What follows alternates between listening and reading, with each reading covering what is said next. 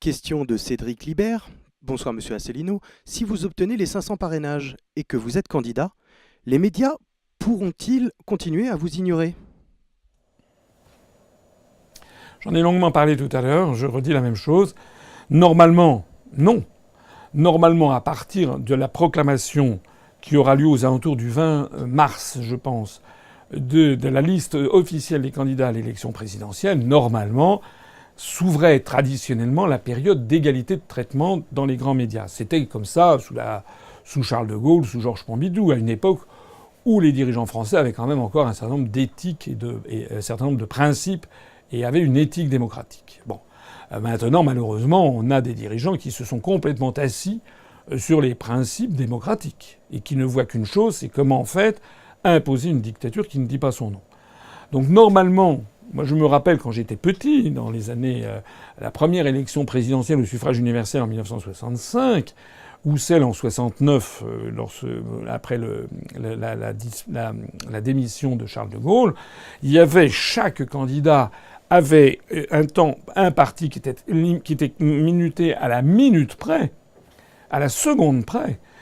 Et par ailleurs, les journaux, les journalistes ne se permettaient pas pendant la campagne de faire des commentaires. Parce qu'à notre époque, nous avons, donc comme je l'ai dit tout à l'heure, il va y avoir, au lieu des 5 semaines d'égalité de traitement, il va y avoir 3 semaines dites d'équité, c'est-à-dire en fait de totale inégalité, fondées notamment sur l'appartenance, sur le nombre de députés, etc. Ça va revenir en fait à donner moins de temps de parole à ceux qui ne l'ont déjà pas. J'ai déjà dit, et je reviens, à quel point c'est scandaleux. On parlait tout à l'heure des liens avec l'Afrique. Ça me fait penser à quelque chose qui s'est développé depuis une quinzaine, une vingtaine d'années. C'est ce qu'on appelle le commerce équitable. C'est quoi le commerce équitable? Le commerce équitable, c'est un commerce où les consommateurs des pays du Nord, les centrales d'achat des pays du Nord, donnent plus aux producteurs de cacao ivoirien, par exemple, ou de café, aux producteurs de café du Costa Rica, ou aux producteurs de quinoa de Bolivie, donne plus que ce que normalement le rapport des forces économiques devrait donner. Voilà. C'est-à-dire, on estime que un producteur, par exemple, de cacao ivoirien, c'est pas juste de le payer vraiment très très peu en mettant trop en concurrence, en faisant prévaloir les grandes centrales d'achat occidentales, et donc on lui donne plus. C'est ça le principe d'équité. Le principe d'équité, c'est un principe d'origine religieuse. L'égalité, c'est un principe mathématique. 2 égale 2.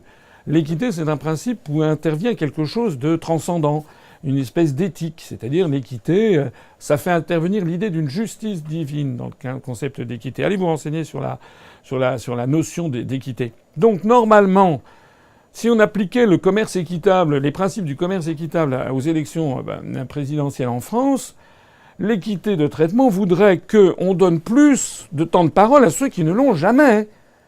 Voilà, parce que c'est vrai, M. Fillon, M. Valls, ça va, les Français les connaissent archi par cœur. Ils ont été premiers ministres pendant 5 ans. On connaît archi par cœur les analyses ou les rodomontades de Mme Le Pen ou les rodomontades de M. Mélenchon. Ça fait des années qu'on connaît ça. Mais quelqu'un comme moi, si je suis candidat, il y a 90% peut-être ou 80% des Français qui n'ont jamais entendu parler de moi. Donc ça serait normal que l'on me donne un petit peu plus de temps de parole que normalement pour me faire connaître. Mais non. Avec la loi Urvoas, ce qui est prévu, c'est qu'on m'en donnera encore en moins. Bon, voilà. Voilà comment on est géré, comment sont gérés les grands médias audiovisuels. J'ai eu l'occasion d'en parler tout à l'heure. Tout ceci est en train de redevenir comme un boomerang aux gens qui ont organisé ce système. Donc, moi, je ne me fais pas trop d'illusions et je relance encore cet appel. Il faut absolument que vous vainquiez cette mafia des grands médias audiovisuels et que vous diffusiez le maximum d'informations. On va d'ailleurs vous aider puisque nous allons lancer à partir de demain une nouvelle série de vidéos qui va s'appeler 1 minute pour comprendre parce que ça répond à beaucoup de demandes. Donc à peu près tous les jours, on diffusera une petite vidéo de 1 à 3 minutes, mais parfois d'1 minute, qui, sur un sujet très précis, donnera des réponses, notamment avec certains extraits de certains de mes entretiens d'actualité ou de certaines de mes conférences, mais quelque chose qui sera extrêmement bref. Ça viendra doublonner, en surplus, de comment dirais-je, de ces animations que nous avons commencé à lancer au dernier entretien d'actualité, qui sont ces petites animations sous forme de dessins animés, qui elles font 2-3 minutes.